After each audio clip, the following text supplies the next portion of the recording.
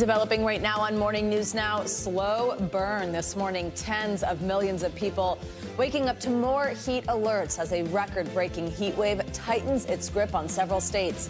We are tracking the temperatures as they soar to triple digits on this final day of spring. Also this morning, a landmark decision impacting hundreds of thousands of people. President Biden announcing executive action to protect undocumented spouses of American citizens. I'm not interested in playing politics with border or immigration. I'm interested in fixing it. More on the president's plans, the pushback, and how it could impact the November election. And singer Justin Timberlake arrested and charged while driving while intoxicated after a traffic stop in the Hamptons. What we're learning from police about the moments before he was pulled over. And it's a day of celebration and commemoration. This morning, we are marking Juneteenth with a look back at this important day in history and what it means for Black people in America.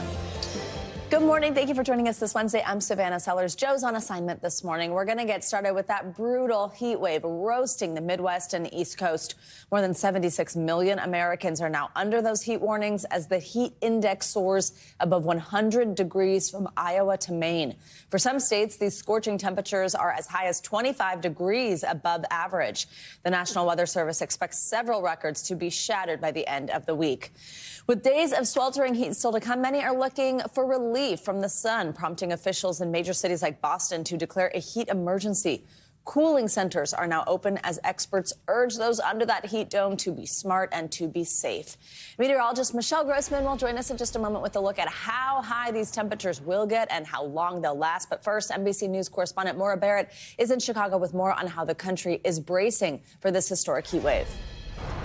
Good morning. Tomorrow is the first official day of summer, but as we've been feeling this extreme heat across the Midwest, moving to the Northeast, it's already felt like an early summer with this unexpected heat dome. We're expecting to see high 90s here in Chicago through the weekend, and that's pushing through to the Northeast as well. As far north as Maine, the heat index is expected to hit as high as 102 degrees. 11 cities hitting or tying record highs just yesterday, about 75 more records expected to possibly fall in that next week as well. And it's dangerous heat. Officials warning people to stay inside when they can, stay hydrated even when you're in the water. Importantly, make sure you're noting that the sun is still beating down on you, needing to get those hydration breaks as well. As the heat moves east, air quality alerts and emergency measures have been triggered in many places. More air quality alerts expected today as well. And remember, that really impacts your breathing and lungs. And so that's something to keep in mind as we feel this stickiness, humidity, and dangerous heat. Now, because of that heat, also on the West Coast, 20 wildfires, at least 20 wildfires are raging there. In New Mexico, a state of emergency as 2 fires merged. One person, unfortunately, passed away as 1,400 structures in Ruidoso Downs. Also a threat. They had to evacuate that town. And so this is something in California as well. California firefighters working a 24-hour shift to get everything under control. And so this heat really affecting a wide swath of the country. Researchers, I should note, pointing out that this heat this early in the season and for such a long duration is directly tied to human-caused climate change. And so, again, this is something we're going to have to deal with for at least the next couple of days at just the start of summer.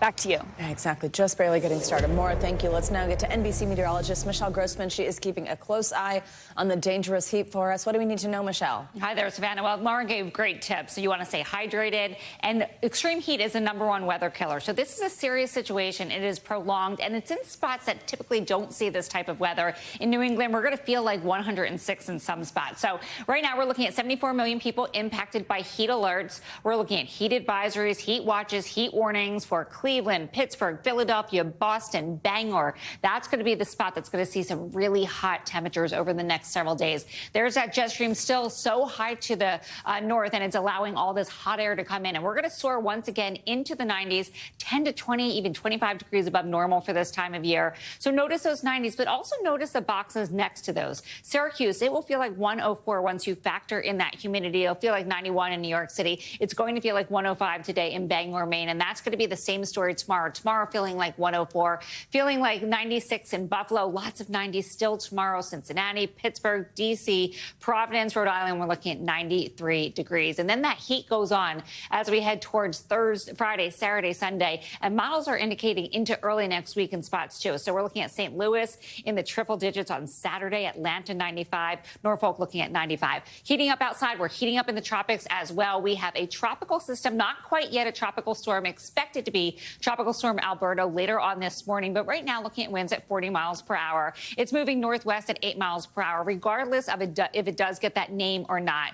The impacts are going to be the same. We're looking at lots of rain in portions of southern Texas. Could see 10, even 15 inches of rain in some spots. It will make landfall later on tonight or early tomorrow morning in Mexico, but that rain shield is very large. The reason why we do have tropical alerts extending from Lake Jackson all the way down to portions of southern Texas, South Padre Island. We're looking at flash flooding, river flooding, large wave, coastal inundation. Could see winds up to 50 miles per hour. So where you see that orange there, we're looking at tropical conditions as we go throughout today and even early tomorrow. All right. So much going on across the country. Michelle, thank you so much. See you in a little bit. Well, this morning, former President Trump is slamming the White House after President Biden announced a new executive action allowing undocumented people who are married to American citizens to stay in the country within certain guidelines. NBC News Homeland Security correspondent Julia Ainsley has more details and reaction to Mr. Biden's plan. Biden announcing a sweeping new executive action, preventing the deportation of an estimated 500,000 migrants who are married to U.S. citizens. These couples have been raising families, sending their kids to church and school, paying taxes. The new move applies to migrants who cross the border illegally and have been here for at least 10 years. They'll now get a path to citizenship.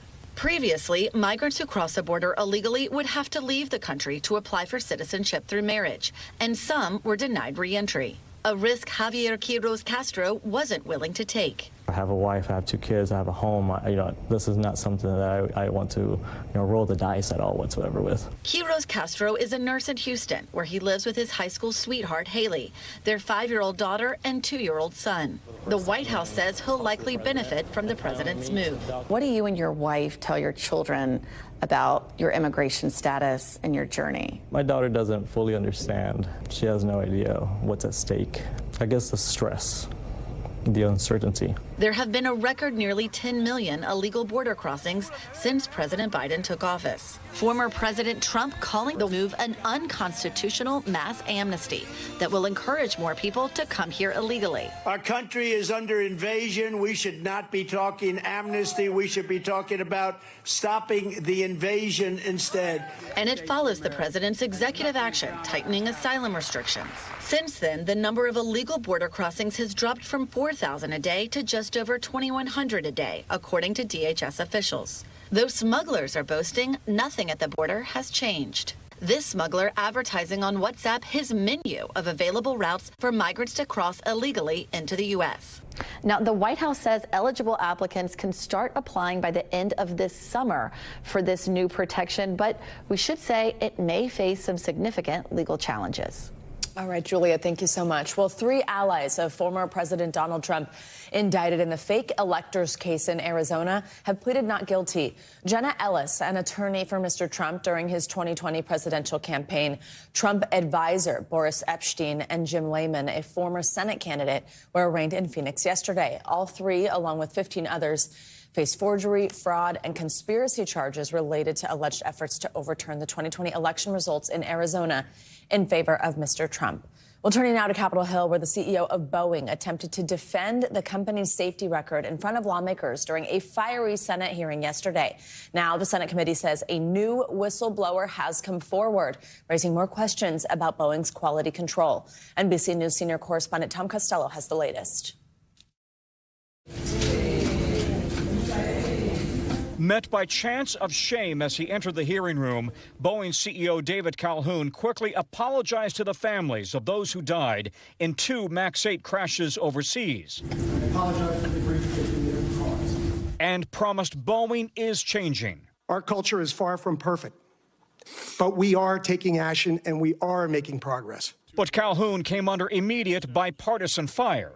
This hearing is a moment of reckoning. For the MAX 8 crashes, the MAX 9 door plug blowout in January, quality control breakdowns, defective parts, and whistleblower reports of falsified documents, intimidation, and retaliation. It appears that Boeing has fostered a culture that censors people who try to speak up and help. You're the problem. And I just hope to God that you don't destroy this company before it can be saved. Today, a new whistleblower claims Boeing's 737 MAX assembly line lost hundreds of parts that did not meet Boeing specs, which he claims were hidden from FAA inspectors and may have ended up in planes, and that it could lead to a catastrophic event. I have not directly spoken to any of the whistleblowers. Do you think that'd be a good idea to do that? Yeah, I think it would. Many family members remain furious at a previous Justice Department agreement allowing Boeing and its execs to avoid criminal prosecution after the fatal crashes. But Justice now says Boeing has violated that agreement. Nadia Milleron lost her daughter, Samia Stumo. He is responsible for 346 deaths, and he's free, and he has no criminal charges against him at all. Zipporah Curia lost her father. I've never seen worse acting in my life than David Calhoun's apologies or attempt to apologize. Prosecutors have until July 7th to decide whether to file criminal charges. But Boeing is critical to the national economy, the space program, and national defense. So the government has a lot to weigh in deciding whether to file charges. Back to you. All right, Tom, thank you so much. Well, in New York, pop star Justin Timberlake is facing charges of driving while intoxicated after he was arrested in the Hamptons late Monday. Timberlake spent the night in jail before being released. NBC News correspondent Aaron McLaughlin has the details behind the arrest and the charges to which the singer has pleaded not guilty. Justin Timberlake arrested and charged with driving while intoxicated. According to the Suffolk County District Attorney, he pleaded not guilty and was released. The singer was photographed by the DailyMail.com in handcuffs, heading to court in Sag Harbor, a ritzy beach community on eastern Long Island. A source close to Timberlake tells NBC News the 43-year-old had dinner at the exclusive American Hotel. He was driving a 2025 BMW to a friend's house after midnight when, according to court documents, he failed to stop at this stop sign and swerved in two different places. Police pulled him over. The officer determined Timberlake was intoxicated, writing, his eyes were bloodshot and glassy. A strong odor of an alcoholic beverage was emanating from his breath. He had slowed speech, and he performed poorly on all standardized field sobriety tests.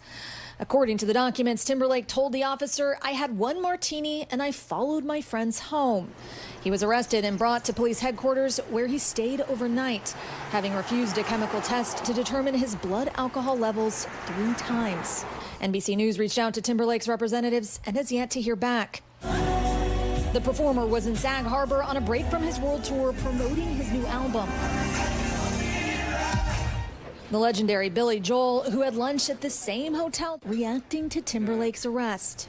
Judge not lest you be. All right. Our thanks to Aaron for that report. Well, for more on Justin Timberlake's legal troubles, we are joined by NBC News legal analyst Danny Savalas. Danny, good morning. Let's start with him being held overnight. I think just the thought of that, like, oh, he slept at jail. Like, people are like, is that normal? Is that what was supposed to happen? Could he have called somebody? Is that normal? Why is that? That is the life of a DUI defendant, because most DWIs happen at night when the judge is at home sleeping. And since they have to go before the judge, that usually happens the next day. So most DWI defendants find themselves spending the night in jail one way or another. This whole refusal of the, quote, chemical test, what do you make of that? I think it's fairly common, right, for somebody to say, I'm not going to take this test, and then you don't have some metric on me that kind of confirms or denies this. What do you make of that? So in New York, refusal of the chemical test is a little misleading. The chemical test can mean a breath test. It can mean a blood test. It can mean a urine test. And it appears that we're talking about a breath test in this case. There is a refusal to take a breath test in New York, but that's the portable breath test that is like held in someone's pocket or in the police car. And it's really just used to determine the presence of alcohol. It's not even admissible at court. The refusal of the chemical test is like the breathalyzer, the intoxilizer. It's a larger machine that's back at the police station, and it's operated by somebody who is trained to operate it. So that's the refusal. In New York, a refusal gets you usually a license suspension, and that refusal can be used against you in the DWI prosecution. And it's really important to know that New York is one of those states, like I think every state, you do not need a blood alcohol reading to be charged with DWI. They can get you on all of the glassy eyes, slurred speech, and you failed the field sobriety test. That's enough to get a DWI. You do not need a blood alcohol reading. So that leads me to my next question, which is, so if he doesn't have that blood alcohol reading, so there's not that hard metric, but this officer says he did this, he did that, he did that. Seems like it could become a he said, he said. However, body camera footage. Right.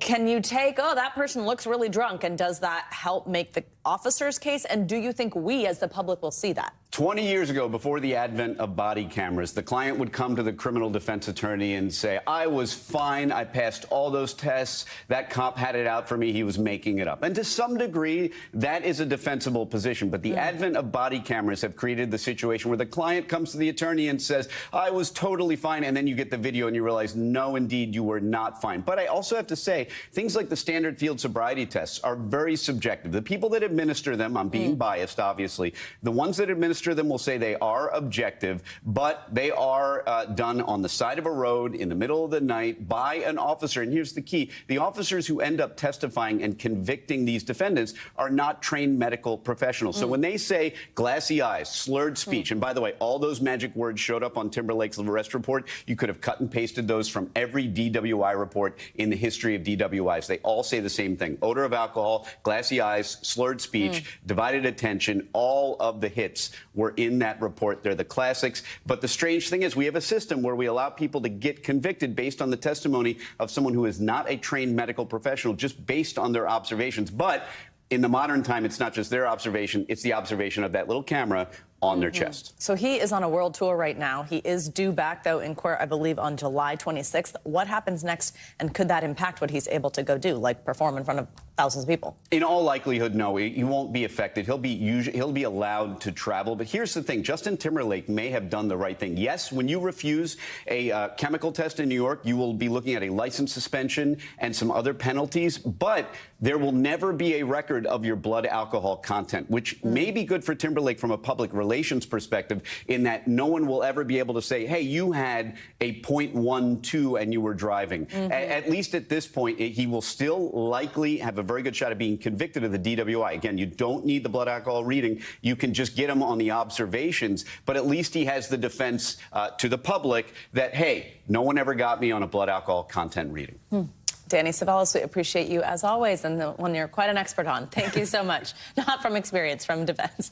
Baseball fans are mourning the loss of an all-time legend this morning. Hall of Famer and Giants icon Willie Mays passed away yesterday at the age of 93. Mays, who was renowned for his ability at the plate or in the field, inspired countless fans. NBC News correspondent Steve Patterson takes a look back at his incredible life and legacy.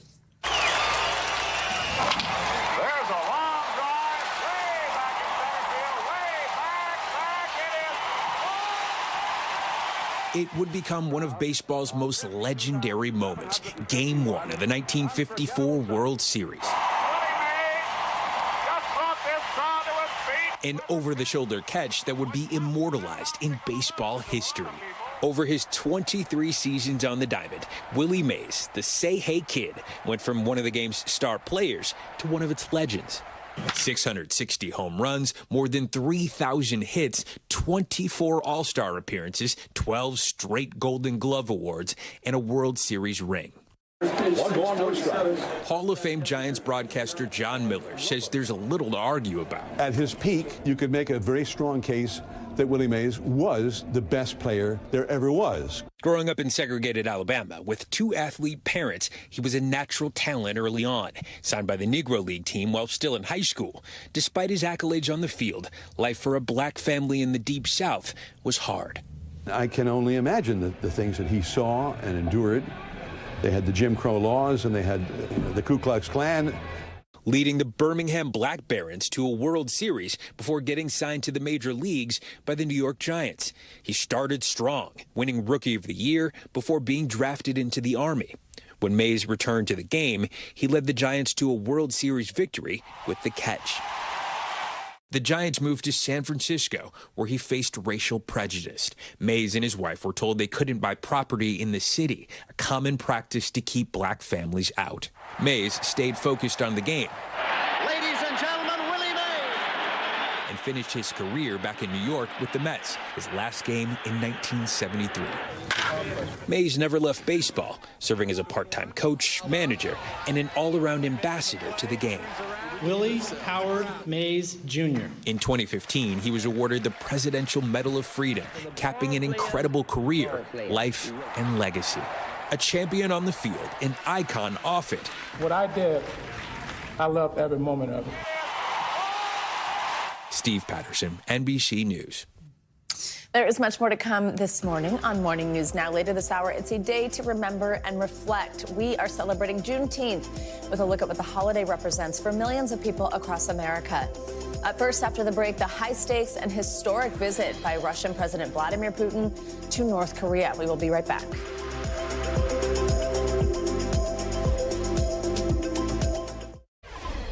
Welcome back. Russian President Vladimir Putin is in North Korea for his first visit to the isolated country in 24 years. U.S. officials say Pyongyang has become a crucial supplier of munitions for Russia's war in Ukraine. In the meantime, the U.S. is expanding its capability to arm Ukrainian forces. NBC News Pentagon correspondent Courtney Kuby has the latest.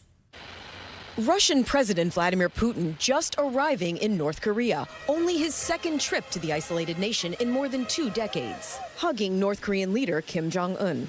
Another sign of a deepening partnership between the men, with Kim looking for assistance with military technology while Putin is getting a major boost for his war in Ukraine.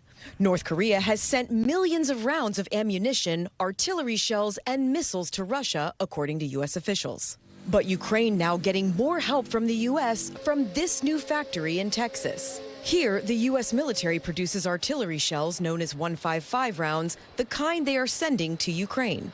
At the beginning of the war, the U.S. made about 14,000 rounds per month. Now they're at 30,000 and expect to hit 55,000 per month by the end of the summer. But the U.S. is still months away from catching up with Russia, which produces at least 100,000 rounds every month. Do you need to step it up even more? I think we need to produce more. I think we need to invest more in munitions, and we're doing that. Even with Russia and North Korea outproducing the U.S., the Army Secretary insists there's still an American advantage. You have to compare the quality of what the Russians are producing and what they're getting, frankly, from countries like North Korea. It's just not the same quality as what we're producing. With the war in Ukraine now essentially a stalemate, as each side tries to wear the other down and degrade their stockpiles, defense officials say that consistent supplies of ammunition and weapons are now more important than ever. Back to you. All right, Courtney, thank you so much. Well, now let's head to Capitol Hill, where a new bill in Congress is taking aim at the danger posed by deepfake artificial intelligence pornographic images. The bipartisan bill, spearheaded by Texas Republican Senator Ted Cruz, seeks to hold social media companies accountable for policing and removing deepfake porn images published on their sites. Data shows these type of images, get this, increased nearly 500% in 2023 over the prior year. For more, let's bring in NBC News Capitol Hill correspondent Ali Vitale. Ali, good morning. I mean, wow, what a number there, 500% in just a year. What we're talking about here is non-consensual artificial intelligence images. They contain real faces, though, of people with fake bodies. There's all these apps to make them look so realistic, to make them like that. It's so easy. These have been used to target everybody from high-profile celebrities. We had a huge conversation about this happening to Taylor Swift, and then also high school students, just this being done to them by their peers. How does Senator Cruz's bill address the issue? Well, and Senator Cruz goes right to the heart of what you are talking about here, Savannah, which is that we often hear about these deep fakes when it's someone like Taylor Swift who has the means and resources to take them down. But what about everybody else? Listen to the senator, and then let's get into what the legislation actually does. We're all aware that this happened to Taylor Swift. And if you happen to be a global pop star, you can get the images pulled down. When Taylor Swift rightly said these images are disgusting, pull them down, big tech responded. But if you're not fortunate enough to be a global celebrity, if you're just a teenager living in Texas or New Jersey or anywhere else, big tech ignores your pleas for help. This is all part of what we're seeing in Congress as they try to legislate around things that are happening on the internet through AI. They have not made much actual tangible legislative process, but what Ted Cruz is proposing here in this bill, he's saying that the onus should be on the social media companies to take down in his bill within 48 hours any of this kind of content that is held or distributed, but the onus would be on the social media companies. Still, the actions would be criminalized, and of course, that would be a step up from where we are right now with no legislative or legal discourse or recourse for these kinds of images. And Allie, actually a different bill taking aim at deepfake porn was blocked just last week. Remind us, who introduced that one? How is it different? What should we know about that? Why was it blocked? Yeah, this one is bipartisan in fashion, led by Senator Dick Durbin on the Democratic side, and it puts the onus not on the social media companies, but the Durbin bill would allow the people who are in these deep fakes to go ahead and sue those social media companies. That's part of the reason that it was blocked, is because one Republican senator said it was too broad in its scope, that it would sort of tamp down any creativity that could happen on the part of the social media companies or on social media. Again, this is a reminder of where the legislation needs to really be delicately fashioned so that it's not infringing on any of the things that people want to do on social media that would have free speech and other things, but then also legislating around these other grosser, honestly, more disgusting versions of what people can do as technology advances. So, Allie, what happens next year? Do these two bills complicate the legislative process? Do we think this one's going to move forward? What will we see? Always complicated, that legislative process. And certainly on something like this, we've seen it on a whole range of things that are related to AI and tech, especially in this Congress. A lot of ideas, but a lot of questions on how best to enforce those ideas, how best to get at these really complicated issues that are changing so quickly in this social media and digital age. It's really going already, the cat is already out of the bag in many ways, and the legislation is just playing catch up. In terms of where it goes here, we'll see if there's a way to reconcile these two bills, to do it in a more bipartisan fashion so that it can actually pass the Senate. But it feels a little bit early in the process now to have any level of optimism or confidence about that. Right now, it's exactly what I was saying. A lot of ideas and no clear path forward. Allie Vitale, thank you very much. Great to see you. Coming up, it's a summertime struggle for millions of Americans. Now, researchers have found a link between the heat and your headaches. We will break down a new study and tell you ways to prevent the pain. Also, we are marking Juneteenth with a look at the history behind the holiday and what it means today for millions of Americans. You are watching Morning News Now.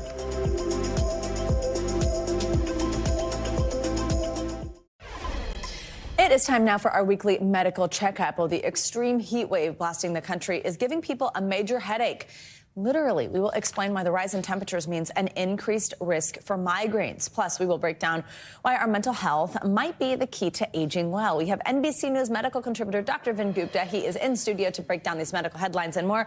Doctor, good morning. Great to have you with us in studio. Great to be here. So let's start on this one that talks about migraine. So I am a major migraine sufferer. I have been since middle school, and this is so true for me. In the summer, I absolutely get more. When it's really hot out, I get more.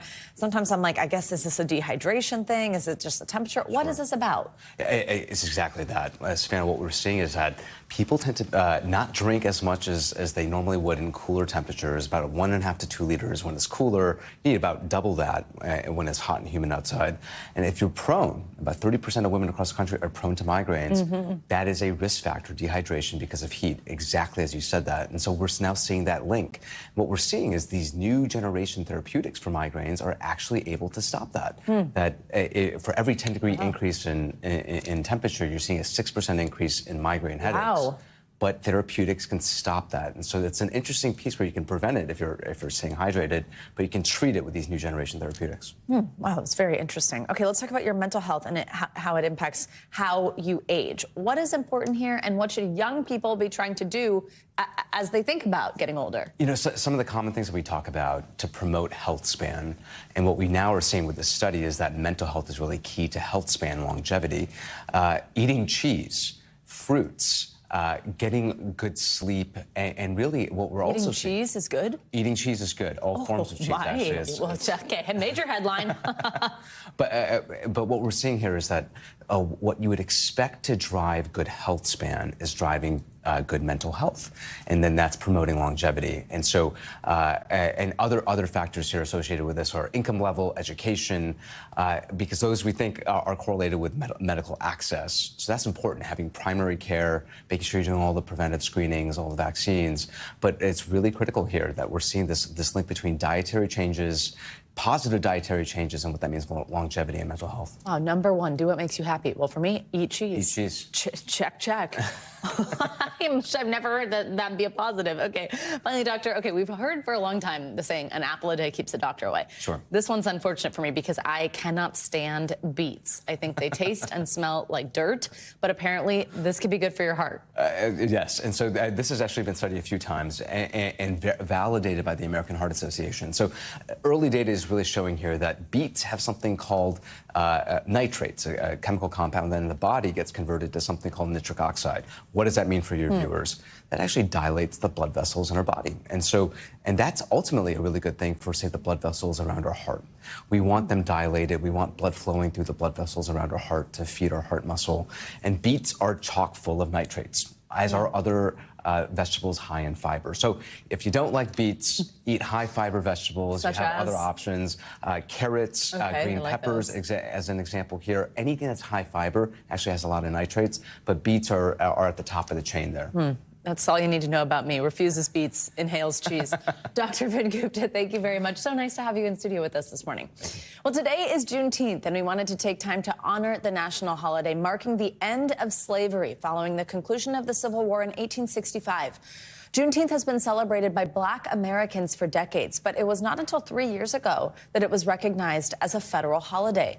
For more, we are joined by Dinah Ramey Berry. She's the Dean of Humanities and Fine Arts at the University of California, Santa Barbara. She's also the author of the book, A Black Women's History of the United States.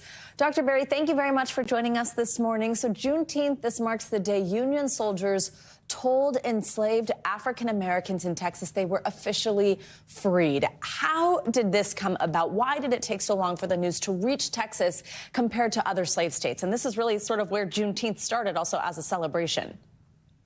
Exactly. Thank you. So enslaved people in Texas were in very rural areas, and the news came slow to Texas. It's a very big state. And when they found out they were free, they knew the war was over, but many of them were not informed that slavery had ended. And officially, slavery doesn't end until December 6th of 1865 with the ratification of the 13th Amendment. So when enslaved people in Texas were notified, many of them immediately left their plantations. Some of them went to find other relatives. A number of them changed their names, they got married, they legalized their unions, and they celebrated the end of an era that had been very much a difficult time in American history. So let's talk through how this went from this Texas-specific day, the fact that this was recognized as a state holiday since 1980, but then didn't become a federal holiday until just 2021, I mean, just 3 years ago. Why is it that it took that time for that to happen? Well, I have to say that there's been pressure from the state of Texas for decades trying to make this a federal holiday. But I do believe that the push after the death of George Floyd and Breonna Taylor and Ahmaud Arbery and a number of others, the civil rights movement, this modern civil rights movement that we experienced in the 2020s, really pushed that holiday into becoming a federal holiday. There were, as we know, Texas was recognizing it as a state holiday since 1980. But many people migrated many Texans migrated. There's a number of Texans that live and moved to California. So even though it wasn't a federal holiday, a number of people had heard about Juneteenth, even if they weren't in Texas. Juneteenth is, of course, now, a day of celebration, at least in part, but it's also, of course, a day of commemoration, a day that I think, right, should spark contemplation. How should people think about marking this day? Well, if you look at what the early enslaved people, formerly enslaved people, wanted us to learn about Juneteenth was they wanted us to know that this was a moment to express our freedom from slavery. And I think it's important that we now have a holiday that celebrates the end of slavery. 4th of July celebrates American independence. And I think that when we look at Juneteenth as a day of Jubilee. This Jubilee is celebrating the end of slavery. And some of the early festivals in 1866 and onward, the formerly enslaved wanted to share with the younger generations what they had experienced. They wanted them to know about their culture and about the history of slavery. And they wanted them to remember about a very, very difficult time. Dr. Dinah Ramey-Berry, thank you so much for joining us. We really appreciate you helping us mark this day. And you can check out her book, A Black Woman's History of the United States. It is out now wherever books are sold. And congratulations on that, Doctor. Coming up, transit torture. More and more Americans stuck in traffic trying to get to and from work. We'll hit the road for a look at one of the most congested commutes and what's being done to clear it up. And 1 year since the deep sea tragedy involving that Titan submersible. One explorer planning to try it again. That is next on Morning News Now.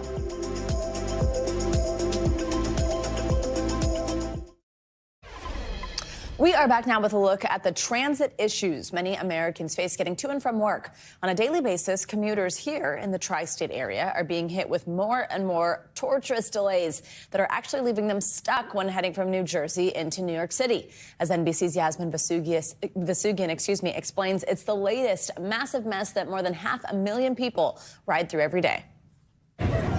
Nightmare for New Jersey commuters as Amtrak and New Jersey Transit trains were delayed, then diverted again. This is really frustrating, and I think NJ Transit should really do something about it. A disabled train and overhead wire issue inside the tunnel connecting New Jersey to New York had commuters diverted to Hoboken, leaving them stuck on the opposite side of the river.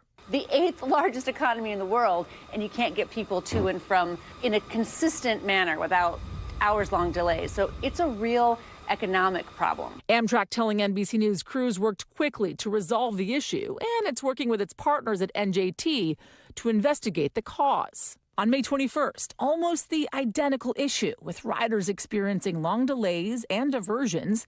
The governor, Phil Murphy, outraged over the latest example of crumbling infrastructure impacting his state, sending a letter to Amtrak calling for immediate improvements. You start out your day already going to work, and it creates this extra stress on you. Every day I say to my husband, what is the adventure on New Jersey Transit today? New Jersey Transit not responding to our request for comment, but highlighting on its website that 89.5% of its trains are on time. And it comes just weeks before a 15% fare hike scheduled to kick in July 1st. A huge part of the problem is New Jersey Transit, a regional commuter system transporting almost 650,000 people every weekday, sharing a tunnel under the Hudson River with Amtrak's Northeast Corridor, which it touts as the nation's most traveled railroad. It breaks down, and it has delays, and it's slow. I mean, even on a normal day, a 35-minute commute is really 50 minutes, right? And that's got to stop. And we're doing the work and spending the money and doing the construction to make it stop, but it is going to take some time. Stephen Sigmund with the Gateway Development Commission working on an expansion project to build another tunnel to alleviate congestion, saying the build will cost $16 billion and will not be completed until 2035. This has been a project that's 30 years in the making, and it has been stopped too many times because of politics, frankly. There was a planned earlier expansion quashed by then New Jersey Governor Chris Christie in 2010, citing ballooning costs. New Jersey's current governor slamming that decision on Meet the Press just last year. The biggest policy mistake of the past 50 years in New Jersey was his decision to cancel the predecessor to this project. We reached out to Murphy's office for comment on today's delays, but did not hear back. Then in 2020, New York Governor Cuomo accused then President Trump of playing politics when he yanked funding on the tunnel expansion. But the administration said, quote, it did not meet the requirements in law. Either way, the build was set back even further. You just want to get home. You want to get home to your kids. You want to get home to walk your dogs. Now commuters here in New York and New Jersey caught up in a political infrastructure nightmare with real consequences in one of the biggest cities in the world. Our thanks to Yasmin for that report. Well, it's been a year since the world watched in horror as the OceanGate Titan submersible imploded on a dive to see the wreckage of the Titanic, killing all 5 people on board. Well, now one billionaire explorer is daring to try again to prove that deep sea adventures can be done right. NBC News correspondent Rahima Ellis has the details. The OceanGate submersible disaster still seared in our memory, and now a billionaire explorer is planning to go back to the wreck of the Titanic, hoping to prove that deep-sea exploration can be safe, a major challenge after a very public disaster. On the morning of June 18, 2023, OceanGate's Titan submersible began its voyage to the bottom of the Atlantic, more than 12,000 feet below the surface, to visit the Titanic. On board was OceanGate CEO Stockton Rush, along with 4 other passengers. But about 3 hours into its descent, the vessel lost contact with its support ship. Almost 8 hours passed until OceanGate notified authorities, according to the U.S. Coast Guard, and the search was on. Breaking news this hour, a massive search and rescue mission is underway in the North Atlantic. For the next 3 days, the world watched with bated breath as ships, subs, and aircraft from several countries scoured the ocean surface and scanned the sea floor. Right now, there are roughly 16 hours worth of oxygen left on board. But what we didn't know that first day, on the day the Titan disappeared, the U.S. Navy detected a sound, quote, consistent with an implosion or explosion, but not definitive, located near where the sub went missing. That information passed on to the Coast Guard, but not reported publicly. But it meant that Titan's occupants likely died instantly under the immense crushing pressure of the deep sea. On the 4th day of the search, a robotic vessel found several shattered pieces of the Titan's hull, confirming the fate of all on board. Yes, this was a terrible disaster, but in our opinion, an avoidable one. Ohio billionaire Larry Connor, at 74, is a seasoned explorer.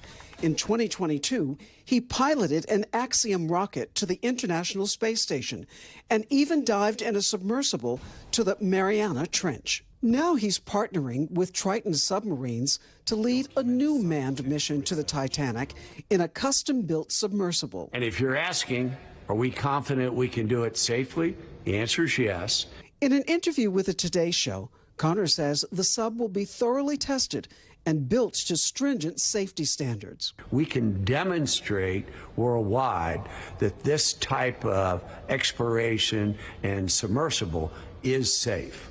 After the disaster, OceanGate faced massive criticism for what many experts saw as an unorthodox and improperly tested design. OceanGate suspended all exploration and commercial operations. Our thanks to Rahim Ellis for that report. Larry Connor says this exploration is planned for the summer of 2026 and will feature an experimental design with an acrylic bubble that will offer a 320-degree view of the Titanic's wreckage. Connor also says the team will take multiple steps to ensure safety. But if at any point there are doubts, he says, quote, the project is over. We will keep you updated on that. Well, coming up, Netflix venturing out of your living room and into a new kind of venue. We'll give you a sneak peek at the streaming giant's plans to give its viewers an immersive experience away from home. Grab your popcorn and come right back. This is Morning News Now.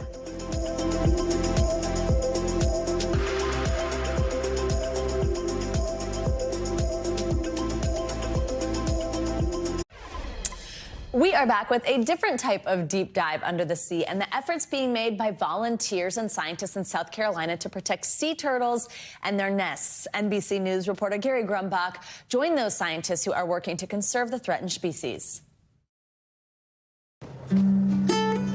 Before the sun rises over Hilton Head Island, the Sea Turtle Patrol is on the sand. We had a report that there is a sea turtle still on the beach, and we might get a glimpse of it. Let's go check it out? Yeah, let's go see. Excellent.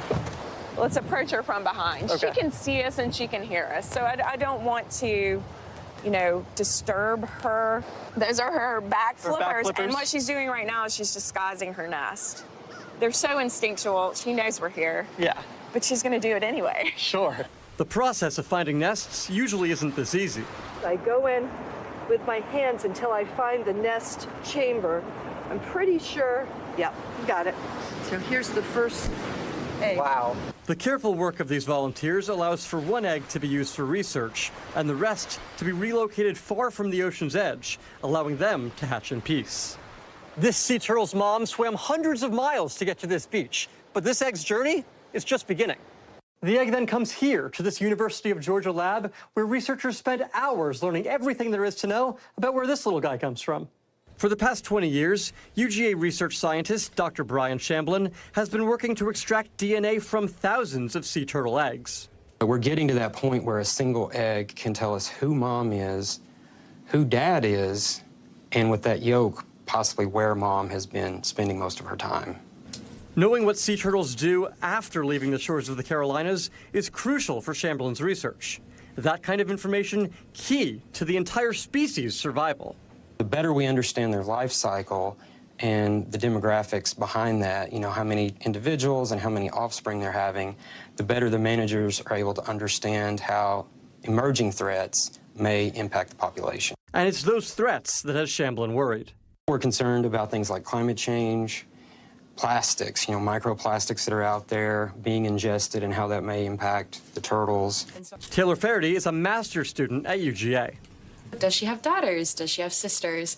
And so it's so cool to be able to take this nest that we've just, numbered 100 and whatever, and then all of a sudden, this is actually a mom, and this is her story, and we're able to learn a lot about her and how many times has she been nesting, and when did she start, and hopefully she'll do it for many seasons. It's the hope of Shamblin that teams in the lab and on the beach get to do this research for many seasons.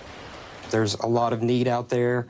The policymakers, the managers, they're seeing other areas where they need to divert that funding because those species are in worse shape. And so we've been having to rely more on donations and private funding to try to keep this project going. Back in Hilton Head, volunteers on the beach take it all in. When you see them in the water, you're just like, oh my gosh, that is amazing. Love at first sight. Oh gosh, yeah.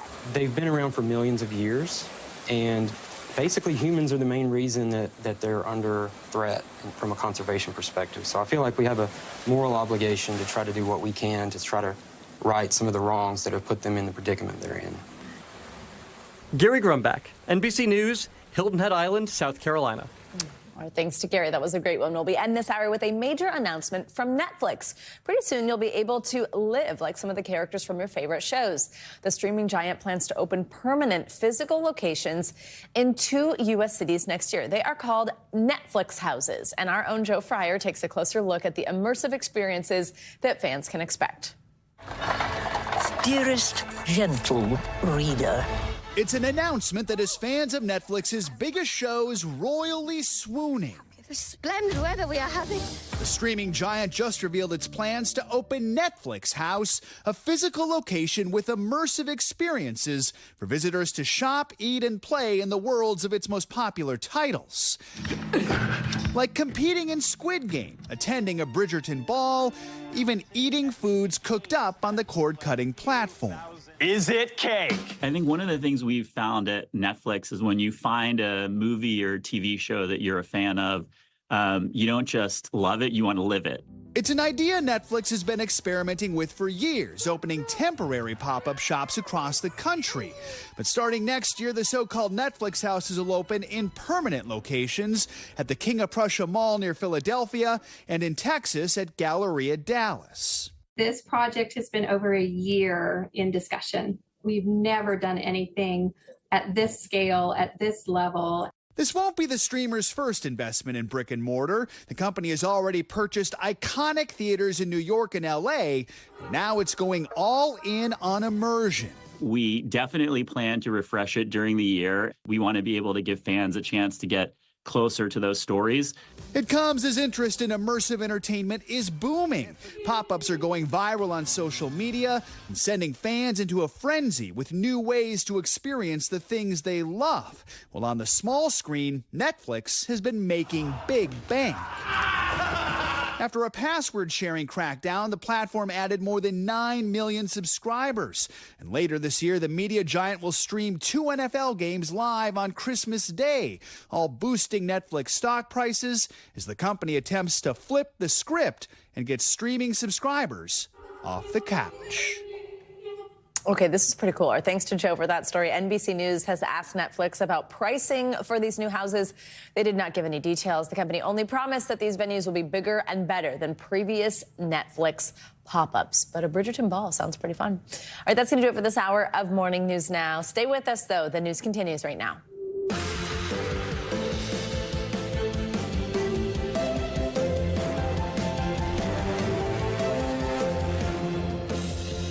Good morning. Thank you for joining us this Wednesday. I'm Savannah Sellers. Joe's on assignment today. Right now on Morning News Now, dangerous heat. We are watching some wild summer weather this morning that's bringing screaming hot temperatures to the East Coast and Midwest. While along Texas's Gulf Coast, people are bracing for a dangerous tropical storm threat that's set to bring heavy rains and flooding to millions. We're tracking it all in just a moment.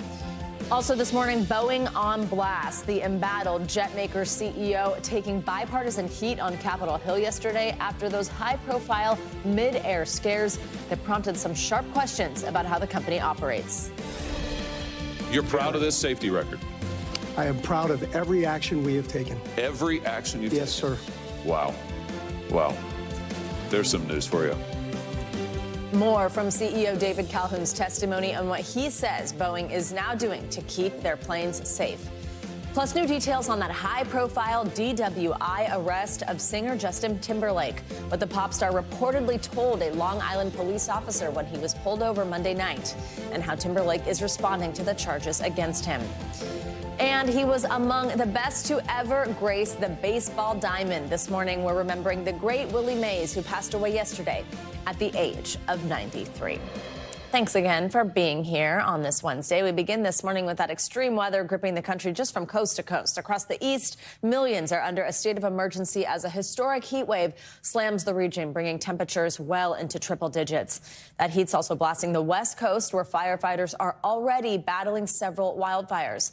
NBC News correspondent Maura Barrett is in Chicago with more on this record-breaking heat wave. Maura, good morning.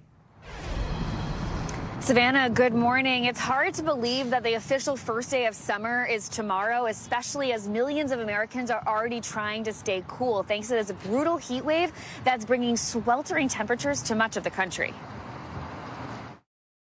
This morning, there's no relief from the unrelenting heat as scorching temperatures expand from the Midwest to the Northeast. I'm not looking forward to this week at all. It's just going to be a killer. 11 cities either tying or hitting record highs on Tuesday, with another 75 heat records poised to fall by the end of the week. In Syracuse, the heat index topping 100 degrees, while as far north as Maine, it's expected to feel like 102 degrees. It's hot. Really, really hot. It's sweltering out here. The historic temperatures triggering air quality alerts in 6 states. And with many off for Juneteenth, people doing whatever they can to beat the heat. What have you done to try to stay cool? Nice full-sleeve clothes, hats, sunglasses, drinking a lot of, cold ice water. Americans up and down the East Coast feeling the heat, even at the White House, where a member of the press corps fainted during Tuesday's briefing. Oh, hold on. Did somebody pass out? Out west, the extreme heat and strong winds fueling more than 20 wildfires. California firefighters working 24-hour shifts to help get them under control. In Southern California, the Post fire now over 15,000 acres burned. While in the northern part of the state, the site's fire tripling in size and just 5% contained. It's been tough because I've never been through this before. In New Mexico, a state of emergency is in effect after 2 fast-moving fires merged, leaving 1 person dead and residents of Ruidoso Downs told to evacuate immediately. And getting back to the heat today, the last day of spring could be the hottest we see in this unexpectedly early heat dome. We're expecting to see even more air quality warnings as well, so people should really pay attention to how long they're spending outside. If you're in any of those regions, that can put a lot of issues and pressure on your breathing, some lung irritation. The National Weather Service advising, as here in Chicago, it's already starting to feel really thick in these early hours. They're advising that the best place to find cooler temperatures is right where I am, right along the water. Savannah? All right, Maura, thank you so much. Stay cool. Well, as heat slams parts of the country along the coast of southern Texas, people are bracing for a potential tropical storm this morning. The National Hurricane Center issued its first warning of this year's hurricane season yesterday as officials prepare for heavy rain and flash flooding. NBC News correspondent Sam Brock is in Galveston, Texas, with more on what to expect from this storm. As the sun comes up here in southeast Texas, coastal flooding right now, a significant concern. Now, the projections where I am on Galveston Island have come down a little bit in terms of the rainfall, a few inches, but you're looking at 5 to 10 inches all south of where we are right here, maybe as much as 12 inches in pockets. And I want to draw your attention to this seawall. I'm going to stand here because I don't want to get too wet or slip. but it's about 17 feet high. These waves here in the Gulf of Mexico are violent enough. They're kicking up off of the seawall and clearing my head in certain cases, right? Just gives you a sense of how easy it is to get water out there and on the roads. And actually, that is what we saw overnight. Treasure Island, Texas, for example, that's near the San Luis Pass, had streets that were flooded, wind that was strong enough that it was swaying signs side to side. You see the homes there nearby that are raised up a couple of stories. It is because of events like this. And you're wondering right now, what is the level of flash flooding we're going to be seeing for the rest of the day? Deep concern, not just from where I am, but all the way down to Brownsville, Texas. That's on the border as this thing likely makes landfall early tomorrow morning.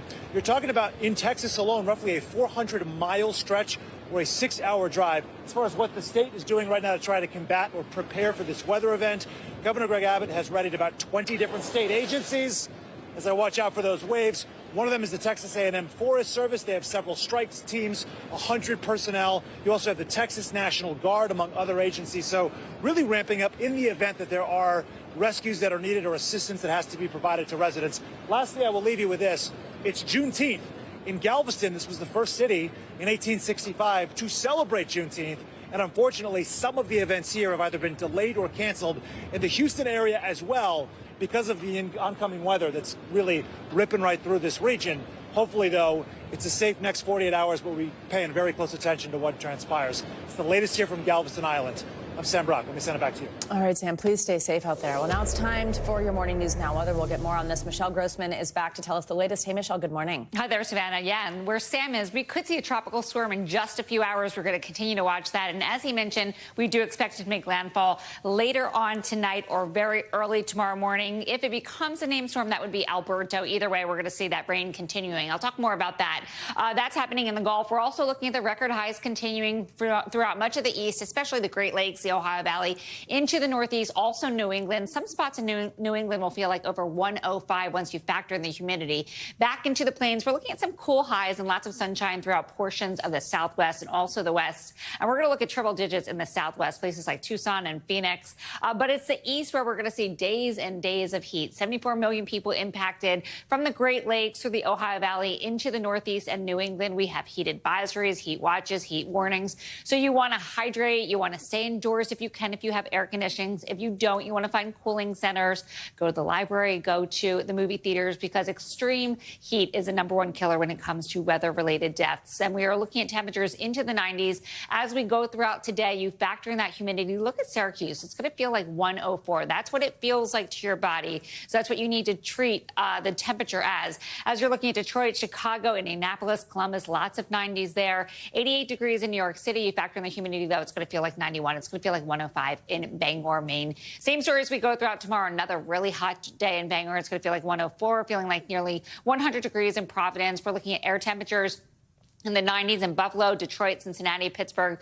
So days and days of this heat. Again, not a lot of relief at night. That's where we usually cool down. We recharge our bodies. We're not going to be able to do that with those temperatures still pretty warm at night. And the heat goes on as we go throughout Friday, Saturday, Sunday, triple digits on Saturday in St. Louis. That's the air temperature, not the when you factor in the humidity, the heat index. So we need to kind of account for temperatures that feel a little bit warmer than that. We're looking at 90s, too, as we head towards Fayetteville. And this is where Sam is, along the Gulf here. So we're looking at rain moving in. You saw that in his live shot. Lots of winds, too. We're looking at tropical storm conditions. Winds at 40 miles per hour. Still a potential tropical cyclone 1. It really kind of needs to tighten up the circulation before it comes a tropical storm. But we do expect that to happen later on today. And then we're going to see that landfall later on tonight into early tomorrow morning. Tropical storm warnings. That means flash flooding concerns, river flooding concerns, large waves, coastal inundation, winds gusting up to 50 miles per hour. So tropical storm conditions from Lake Jackson to Corpus Christi, Port Mansfield, into South Padre Island. We're concerned about river flooding and flooding in general. 7 million people impacted where you see the green here. So most of southern Texas. And we are concerned, Sam kind of touched upon this too, about flash flooding, especially where you see that darker pink, because we could see hourly rates of 2 to 3 inches per hour. In addition to that, we're going to see some lightning here and some thunder. So it's going to be a tricky risky day in portions of southern and eastern Texas. Yeah, absolutely. We already saw where Sam was there. Yeah, I know. A little dicey. That left shot was crazy. Yeah. All right, Michelle, thank you so much. Yeah. Well, over on Capitol Hill yesterday, Boeing CEO David Calhoun faced a grilling from lawmakers over the plane maker's safety issues. Both Democrat and Republican senators blasted him and Boeing for recent problems with the 737 MAX and alarming revelations of quality control breakdowns at the company. NBC News senior correspondent Tom Costello has the latest. Yeah, David Calhoun knew that he has very few friends on Capitol Hill these days, and he came face to face with the families of the people who died in 2 MAX 8 crashes 5 years ago, still demanding that Boeing and Calhoun face criminal prosecution for those crashes. Facing chance of shame, the CEO of America's biggest aviation company turned to face the anger. Family members holding photos of their loved ones who died in 2 MAX 8 crashes 5 years ago. I'd like to apologize on behalf of all of our Boeing associates spread throughout the world, past and present, for your losses. But Boeing's embattled CEO, David Calhoun, quickly faced withering, unrelenting bipartisan fury for those overseas crashes, the MAX 9 door plug blowout in January, and a breakdown in quality control at Boeing. We understand the gravity, and we're committed to moving forward with transparency and accountability. I wonder whether Boeing really wants change. You're proud of this safety record? I am proud of every action we have taken. Wow. Well, there's some news for you. You're the problem. And I just hope to God that you don't destroy this company before it can be saved. The Senate committee announced a new whistleblower had come forward, claiming Boeing's 737 MAX assembly line lost hundreds of parts that did not meet Boeing specifications. They may have been hidden from FAA inspectors and ended up in new planes. Boeing says it's investigating. Several whistleblowers claim they've been retaliated against, even threatened. I have not directly spoken to any of the whistleblowers. Do you think that'd be a good idea to do that? Yeah, I think it would. Calhoun insists Boeing is making dramatic changes from the executive offices to the assembly line. We have tried to look at literally everything we do to make certain that that can never happen again. But family members of those who died want Calhoun and Boeing to face criminal charges for those overseas crashes, something the Justice Department is now considering. Responsibility and accountability is for them to be tried in court, for them to be put in jail if they find guilty. The DOJ has until July 7th to decide whether to file charges. Justice actually agreed several years ago not to file criminal charges as long as Boeing undertook serious internal reforms. Now Justice says Boeing broke that agreement. The company is critical to the economy, though, the national security, the space program, so a criminal prosecution could pose a real challenge for the government. Back to you. All right, Tom, thank you so much. Well, we are learning new details this morning about drunk driving charges linked to pop star Justin Timberlake here in New York. The singer was arrested late Monday in the Hamptons and spent the night in jail. He was later released and pleaded not guilty to all charges against him. NBC News correspondent Aaron McLaughlin is live in Sag Harbor, New York with the latest. Aaron, good morning. Good morning, Savannah. Justin Timberlake spent the Monday night at this police station. According to police documents, he told the officer he'd had 1 martini, now charged with a DWI. Justin Timberlake arrested and charged with driving while intoxicated. The Suffolk County District Attorney saying he pleaded not guilty and was released. The sexy back singer photographed by the Daily Mail in handcuffs on Tuesday morning, heading to court in Sag Harbor, a ritzy beach community on eastern Long Island. A source close to Timberlake says the 43-year-old was spotted Monday night at the exclusive American Hotel, a favorite among celebrities. He was driving to a friend's house after midnight when, according to court documents, he failed to stop at this stop sign and swerved in 2 different places. Police pulled him over. The officer determined Timberlake was intoxicated, writing his eyes were bloodshot and glassy. A strong odor of an alcoholic beverage was emanating from his breath. He had slowed speech, and he performed poorly on all standardized field sobriety tests. According to the documents, Timberlake told the officer, "I had one martini and I followed my friends home." He was arrested and brought to police headquarters, where he refused a chemical test to determine his blood alcohol level, according to court documents. NBC News reached out to Timberlake's representatives and has yet to hear back. The performer was in Sag Harbor on a break from his world tour. He's been promoting his latest album, Everything I Thought I Was, which has been suffering weaker than usual sales. Recently, Timberlake has come under scrutiny for his relationship with Britney Spears in the early 2000s and his treatment of superstar Janet Jackson following the now infamous Super Bowl wardrobe malfunction in 2004, for which he later apologized. On Monday, Timberlake's wife, actress Jessica Biel, was photographed in New York City on the set of her latest project after she posted this touching Father's Day tribute to the singer, writing, "You're so many things to so many people, but to us, you are the rock." On Tuesday, the legendary singer Billy Joel was at the same hotel as Timberlake's now infamous outing, saying, "Judge not, lest ye be judged." Timberlake's next court hearing is scheduled for July 26th, when he's also expected to be in Poland for the European leg of his tour. We're told that that hearing will happen virtually. Meanwhile, his next concert date is scheduled for Friday in Chicago. Savannah. All right, Aaron, thank you very much. Well, one of baseball's all-time greats has passed away. Hall of Famer and Giants legend Willie Mays, also known as the Say Hey Kid, died yesterday at the age of 93. Mays is considered to be one of the best and most electrifying players in the history of Major League Baseball, in an illustrious career spanning more than 2 decades with the Giants and with the Mets. For more, we are joined by USA Today baseball columnist Bob Nightingale, who wrote a beautiful remembrance of Mays in today's edition. Bob, good morning. Thank you very much for joining us. So just tell us a little bit more about Willie Mays. As a player, what made him so great? It's just his whole all-around personality, his athleticism. Everybody loved him. It was kind of like the Muhammad Ali of boxing, where he got, everybody loved him, whether black, white, just the ultimate baseball player. Now, here's a guy who grew up in Birmingham, went to the New York, played for the New York Giants in the Polo Grounds, and he played stickball with kids when he came home at his home in Harlem. Before going to San Francisco, but just a beloved figure by everybody in the game. Tell us about that nickname I mentioned, Say Hey Kid. Yeah, they actually made songs after it. So yeah, just hey, say hey, there's Willie, and it was always a Say Hey Kid, and every time someone saw him, say hey, isn't that Willie Mays? And it stuck, and was with him from a young player and until he passed. It was always a Say Hey Kid. He even received the Presidential Medal of Freedom from President Obama back in 2015. Pretty amazing. Tell us about his legacy behind, on, off the diamond. Like, what is he leaving behind? You mentioned how he'd come back and play with these kids in his neighborhood. Just tell us more about what his legacy means off of the field. Well, I mean, President Obama said, without Willie Mays, I'm not sure there's a Barack Obama. Willie Mays grew up in Birmingham, Alabama, which is considered the most segregated city in the country.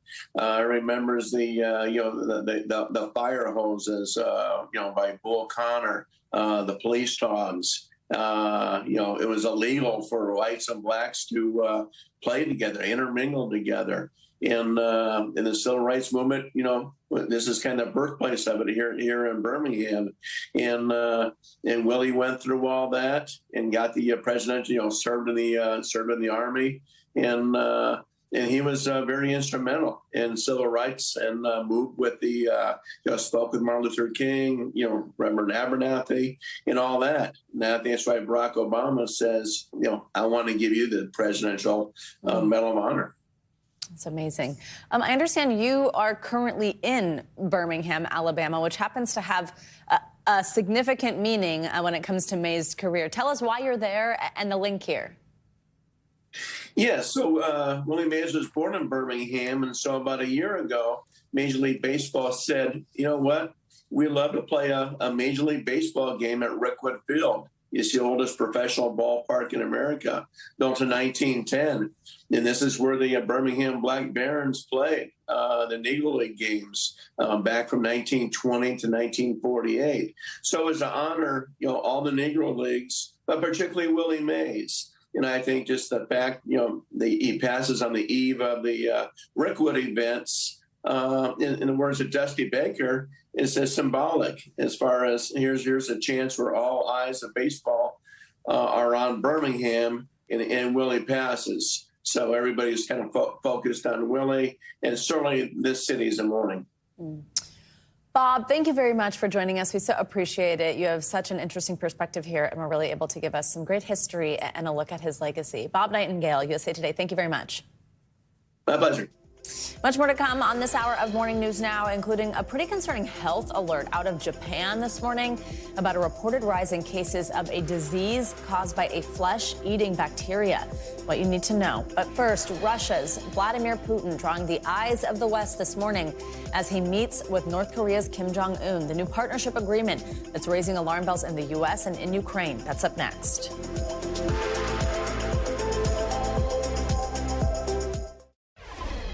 Welcome back. Russian President Vladimir Putin is in North Korea on a state visit that's being closely watched by the United States and Ukraine following a round of talks. Both men signed a deal that would see each country aid the other if attacked. NBC News international correspondent Janice Mackey-Frere joins us from Beijing with the latest. Janice, good morning.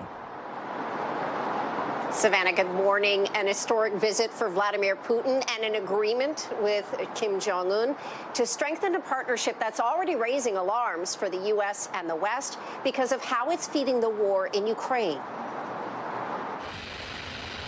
Overnight, Russian President Vladimir Putin was welcomed on a red carpet by Kim Jong-un and lavished with the warmth of a good friend, even debating over who would be first to get into Kim's luxury car. That, incidentally, was a gift from Putin.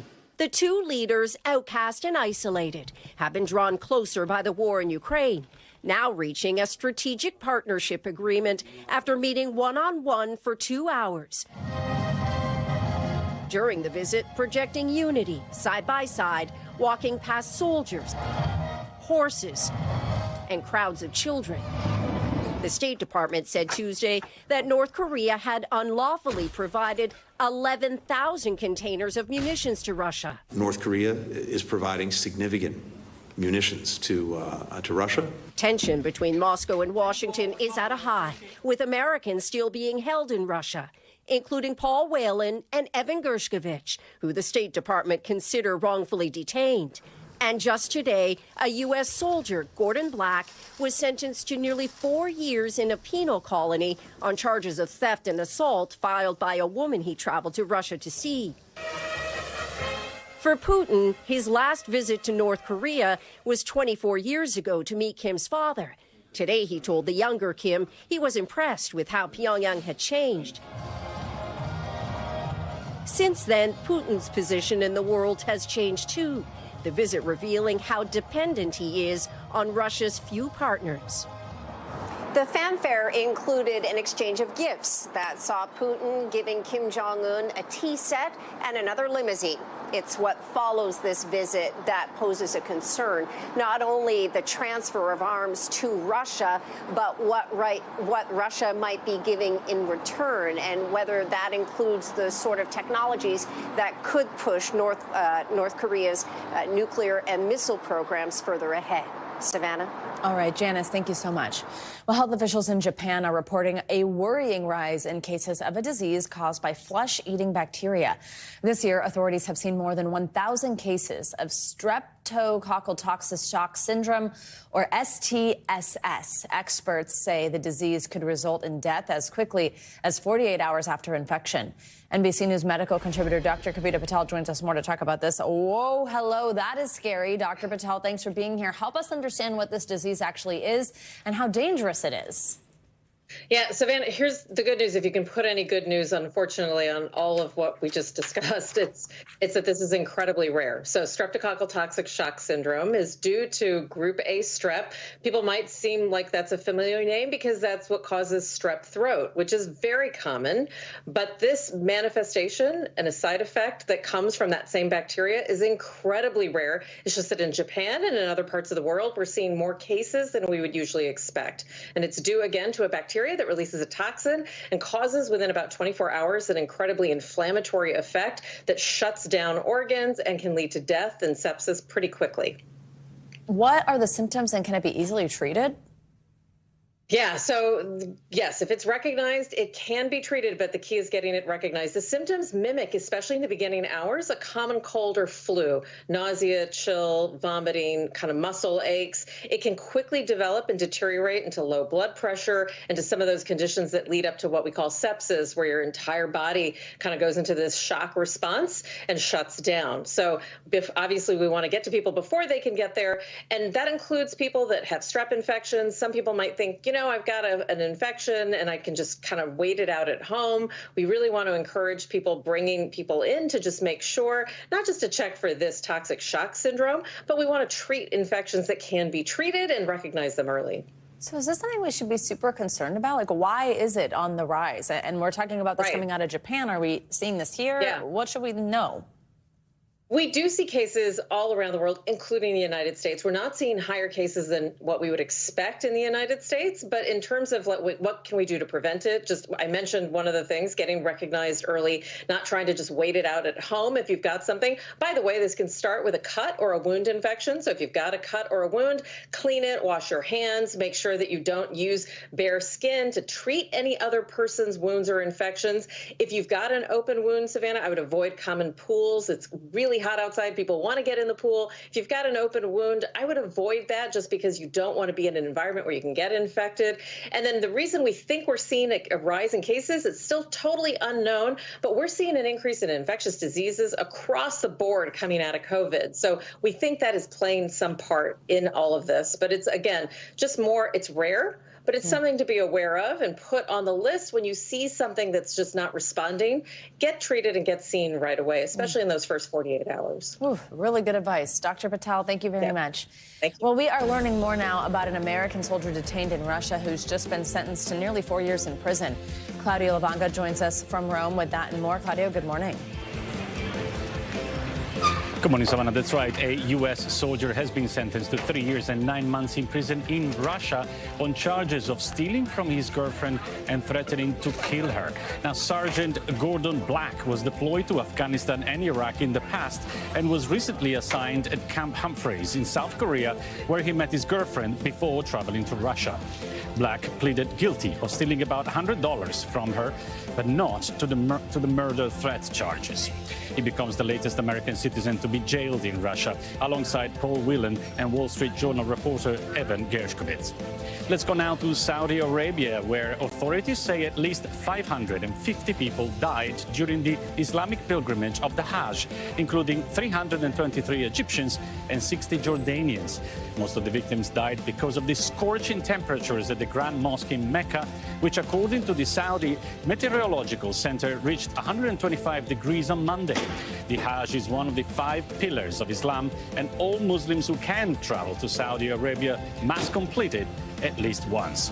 And let's end this tour of the world in Thailand, where Tuesday the Senate passed a historic marriage equality bill, which allows 2 people, regardless of gender, to get engaged or married. The bill was approved by the House of Representatives back in March, and now it must be endorsed by the king before it becomes law. The bill puts the country on track to become the first in Southeast Asia to legalize same-sex marriage. Back to you, Savannah. All right, Claudio, thank you so much. Coming up, teens and parents speaking out about social media in the wake of the Surgeon General's searing warning to Congress on its negative effects on kids. We'll bring you their biggest concerns up next.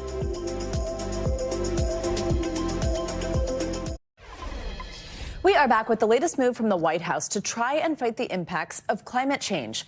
The first class of the American Climate Corps was sworn in yesterday. It's a federal program designed to train young people for careers in clean energy, conservation, and climate resilience industries. The program expects to have, get this, about 20,000 young people working at the federal, state, and local level. Two people involved in this program join me this morning. China Tai is a member of that inaugural class, and Maggie Thomas is the special assistant to the president for climate. Good morning to both of you. Thanks so much for being here. We are excited to get to exclusively talk to y'all about this. China, I'm going to start with you. Congratulations first on your new role. Tell us what you will be doing. What do these industries mean? What does it mean to be trained? What's it going to actually look like? Yes, thank you, Savannah. So I've been honored to be a California Climate Action Corps Fellow and now proud member of President Biden's American Climate Corps. And I've primarily been able to work on creating and capturing environmental content at a state agency.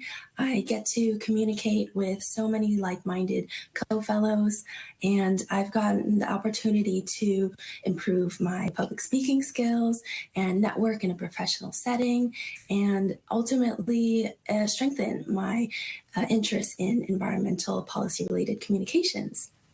That is awesome. Maggie, I know you've been working on this project from the very beginning. A federal program like this, not easy to launch. One like it hasn't been done in almost 100 years. Why now, and what was it like to get this off the ground? Well, President Biden actually committed to launching an American Climate Corps when he was then candidate Biden.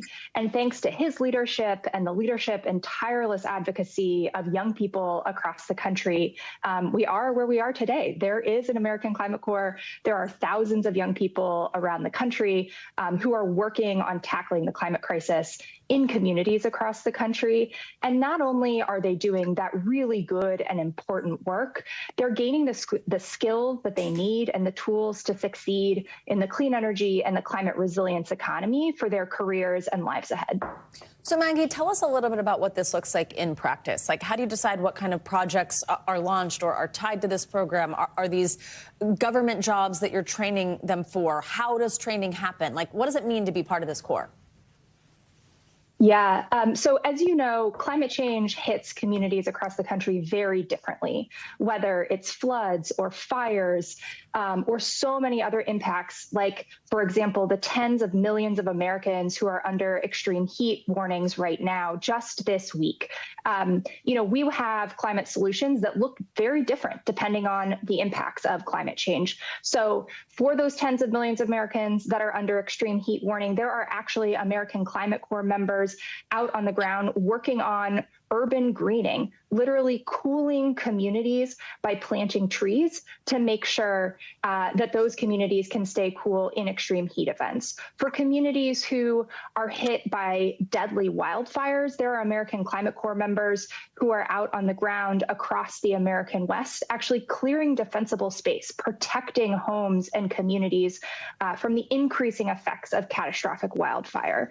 And for communities who might live in a place where there's high energy prices or perhaps their home needs to be weatherized, there are actually American Climate Corps members who are out across communities around the country, making sure that homes have the critical updates that they need in order to stay cool in the summer and warm in the winter, and make sure that the energy bills can stay low while all that's happening. China, we know from polling, right, how much the climate matters to young people, to people who are around your age, how it could be a motivating thing to see people vote, how they are worried about this in their communities, trying to talk to people about it. What do you want people your age to know? You have a position like this where you can really do some work here, you can really make some change. What do you want to tell other young people? Yes, I think as young climate leaders, we need to take space. And I think what better way to do so than to be part of doing critical climate work all across the country. And so if you are interested or passionate about being part of the solutions to the worsening drought, the rising sea level changes, the extreme heat, I think this American Climate Corps is a perfect place for you to get started on your career, because we are a growing force of tackling climate change issues at the forefront, and we're doing so all across the country, all across your home state, and we need to be here to make a difference. And when we do collective action, we expand and we make a greater difference in protecting and preserving and restoring the places that we all live in and love. And China, how did you first get involved in California and then get this job, get this big break?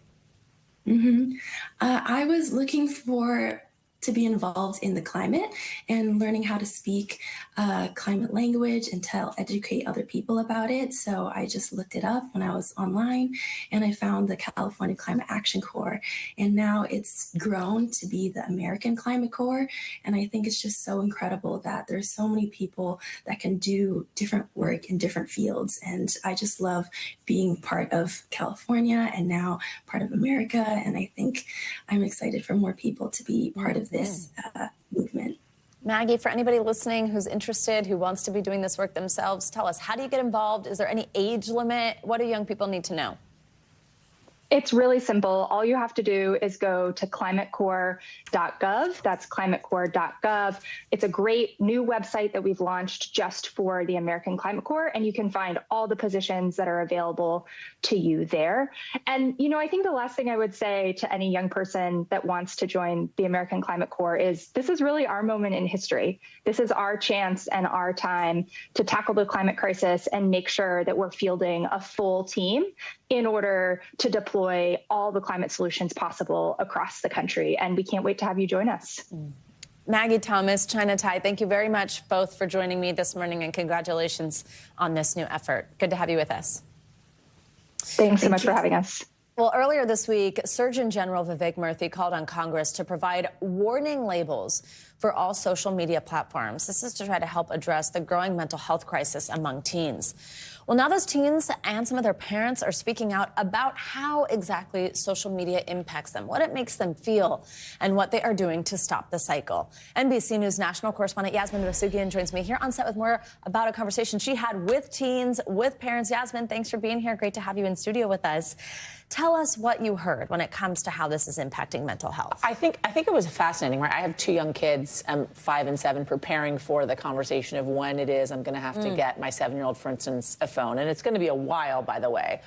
But also because of those kind of mental health impacts, these potential mental health impacts, and what it does to teens, right? The comparative culture that you get through TikTok, through Snapchat, through Instagram, seeing what people's lives are like and wondering if it's reality or not. These kids had a really good kind of take on this and a good head on their shoulders as well, and separating reality from what they see in social media, but certainly had some major concerns. Let's take a listen to some of what they had to say, and then we'll talk on the other side. I think the absolute worst thing is how it affects like young adults in like their emotional and mental well-being and their like self-esteem. There's always going to be like negative comments. That's an issue that social media has like created, where like people take comments very like seriously. So Miles, you talked about the effects of social media on mental health, right? For some kids, it has gotten so bad that it's led to them taking their lives. I think it's horrible and insane that it's allowed to get to that level and that it's not being controlled or monitored. It's people hating themselves and hating their lives so much that they want to end it, which is crazy that can be caused by a single platform and like things that other people have said and done. Yeah, I think it's really sad, and I think that goes back to like the mindset of when you're like consuming content, of like understanding what's real versus like not, and like trying not to compare yourself to others. And I think it's really important to have those open and constant conversations, even though your kids appears happy. Kids have trouble realizing, their problems can seem really magnified, and some of these problems really, really are overwhelming that can happen in an instant online. So social media just magnifies the negative things that we can do as kids, and so a lot of that leads to a lot of mental health and suicide ideation, and we need the social media companies to step up and take responsibility for the negative effects that they're having. So I thought it was really interesting, right? The kids, the parents as well, saying social media companies, as you just heard, they're really needing to step up. They think the Surgeon General warnings, as Vivek Murthy has suggested, be put on social media sites, would be a good thing for the kids. I said, are you really going to listen to that? And they said, listen, if it's in big words as I go on TikTok, it might make me think even an extra second as to why it is I'm remaining on this social media site. And then they said they think there should be some schooling on social media in classrooms, right? And I said, well, who would you listen to? Who would you want to teach you that, right? Because I'm sure you don't want an older professor, for instance, or teacher to teach you that when they probably know less about social media than you do. And they said someone younger, closer to our age, but I think it would be important if they include that in curriculum. One last note, just taking place overnight, LA County school districts are implementing a ban on cell phones starting in January during school time. Yeah, it's really quite something. I think if you think about if a parent is signing up a child for one of these apps or saying, yeah, okay, here's a phone, it's your 13th birthday, it's your 14th birthday, here you go. If you have to bypass this may really impact your kid's message, I could see that being a conversation starter. And then what I think is actually really important is it might make parents band together and be like, maybe in this community, we're not going to start this so young. And they talked about that, how they do band together with other parents in the schools that they are in, and they have open conversations with their kids throughout preparing for it. And it seemed as if it really set these kids up for having a healthy relationship from the way in which they communicated it to me with social media. Absolutely. Yasmin Vasugian, great conversation. Thank you for coming by. Good to see you. And if you or anyone you know is struggling, please call or text the Suicide and Crisis Lifeline at 988. Well, coming up, staying active and trying to beat the heat. After the break, we've got some tips on how you can safely exercise outdoors while Mother Nature slings those scorching temps. That is next. Stick around.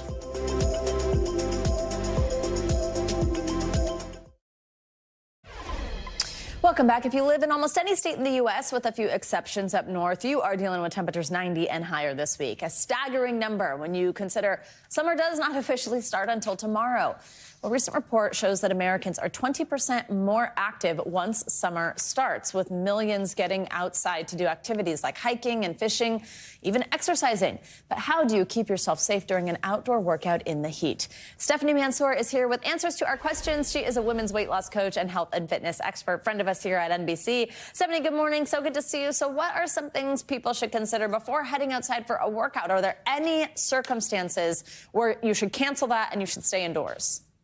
You know, Savannah, I always say if you're already feeling like nauseous or anticipating not feeling great on your workout outside because it's so hot, then definitely take it indoors. But if you're someone that lives somewhere like, you know, hot and humid Florida, or you're used to that dry heat in Arizona, you may just be more accustomed to this, but there's still some things that you can do beforehand, such as hydrating. You want to make sure that you're drinking that water before you go outside. You also want to make sure you're wearing cool, breathable fabrics. So no dark colors, no black shirts, navy blue. That's going to attract the sun, attract the heat. You want to wear things that are sleeveless, allowing you to breathe and even get kind of a breeze as you're walking or exercising outside. And finally, you want to protect your skin from the sun. So wearing sunscreen, wearing glasses, sunglasses, things like that to really set you up for success before you go outside for your workout. Now, Savannah, once you are outside, I do actually recommend shortening your workout. So again, building up your endurance when you're outside so that you don't feel nauseous. You don't feel like you're dizzy. If you are feeling dizzy, if you are getting a headache, that is a sign to stop, take a break, sit down, or maybe even go indoors. And finally, you want to look out for those heat exhaustion signs. So if you're feeling really tired and lethargic in your body, if you're feeling like your heart is racing faster than usual, or if you're getting muscle cramps, that's a sign that you really do need to end your workout or at least take a very large break before resuming. Really good tips there. So once you finish an outdoor workout, if you're feeling good, everything went okay, what should you do to make sure that you're recovering properly?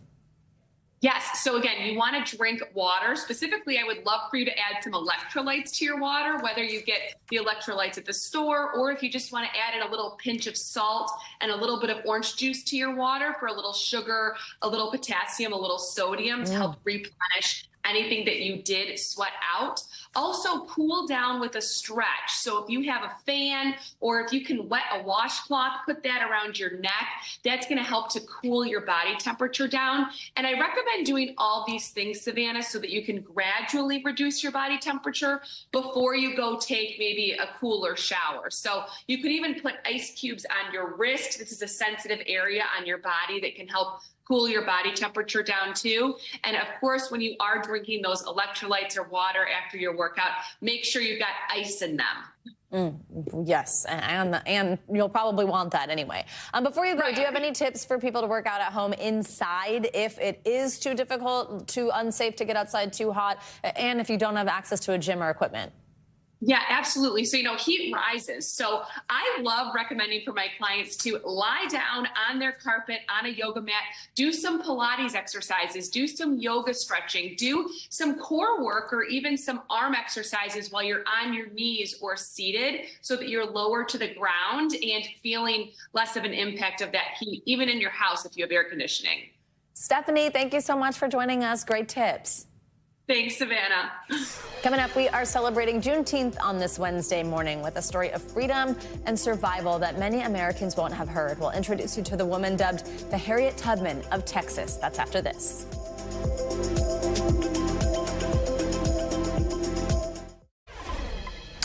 Welcome back. Most of us have heard of Harriet Tubman, who helped lead enslaved people to freedom through the Underground Railroad. But you may not have heard of Sylvia Hector Weber. This Juneteenth, an exhibit in Texas is shining a light on her story and how she helped enslaved people find freedom long before Union troops marched into Galveston to free the last of them. NBC News correspondent Priscilla Thompson joins us with more on this. Priscilla, good morning. Yeah, Savannah, good morning. Dubbed the Harriet Tubman of Texas, Sylvia's story is at the center of an exhibit at UT Austin's Briscoe Center, and it all began with the discovery of her freedom papers, found in an unassuming box, but now shedding light on how she gained her freedom and helped others do the same. Along the winding Rio Grande in South Texas lies a history many of us have never heard. To look at this river and think that so many years ago, it was the route that people used to find freedom from slavery. Yeah, it's so close, but yet it was so far for so many people. And knowing that they just had to get there. This property, researchers say, was one of the final stops on the Underground Railroad South. Run by a formerly enslaved woman named Sylvia Hector Weber, O.J. Trevino and Sophia Bravo's grandmother generations over. The ferry used to be somewhere close to here. The ferry that they would use to go back and forth into Mexico. Sylvia's story, part of a family history that was largely secret until now. It wasn't allowed for you to know that you were part of a black family. My great-grandfather was Jeremiah Marcelino, but Marcelino was his name to protect him from society that they didn't exploit, so they wouldn't know that he was half black. Barely they accepted you as Hispanic. Can you imagine if they found out that you were black? I understand, okay, she was formerly enslaved. They helped other people that were enslaved into freedom. It's a sense of pride knowing that you had family that did that. Her story is now on display for the world to see at UT Austin's Briscoe Center. These are her freedom papers. Correct. How significant is this? So this is an extremely rare type of document. Sarah Sonner curated the exhibit Freedom Papers, Evidence of Emancipation, featuring dozens of never-before-seen documents from the 1800s that reveal the high cost of freedom before the Civil War for enslaved women and children, including Sylvia, who was married to a white man named John Weber. Why center Sylvia's story here? Sylvia Hector Weber was a remarkable person. We know that her home offered a place of refuge on the path to freedom via Mexico for the Underground Railroad. We also know the steep price that she and John were asked to pay to achieve the freedom for Sylvia and their 3 children. What was the cost? They were asked to pay with the lives of 2 enslaved children. Not one of their own children? Not one of their own children. So in paying that, they would have perpetuated the very system that they were attempting to escape. The Webbers never paid that bond, forfeiting their more than 800 acres of land near present-day Austin put up as collateral. In the decades after, researchers say they operated ranches along the Colorado River and Rio Grande, ferrying escapees to freedom in Mexico. So Sylvia is buried somewhere here. Yes. We know she's somewhere in the cemetery. Somewhere in the cemetery. Not sure exactly which spot. Today, her family is focused on preserving that legacy. As we celebrate Juneteenth and we think about freedom and what it means to be free, what do you hope people will take away or learn from Sylvia's story? An appreciation for what people had to go through to gain that freedom. There was so much more than just physical harm that was done, the emotional damage that was done, the generational damage that was done. A reminder of the fight and the fragility of freedom. I'm so privileged to be part of this family, or part of her family, because she was, she was an example for all of us. Yeah, just so much pride among her descendants. And when this exhibit wraps up at the end of June, her family hopes to take Sylvia's story on the road and also help other descendants of enslaved people begin to piece together some of their history. Savannah? Priscilla Thompson, what an incredible story. Thank you for sharing it with us. Thank you for helping us commemorate, celebrate, contemplate on this Juneteenth. We appreciate it. Great to see you.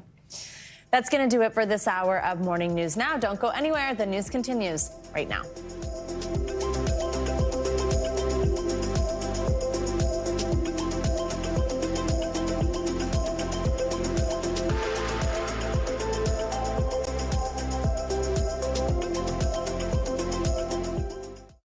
Thanks for watching. Stay updated about breaking news and top stories on the NBC News app or follow us on social media.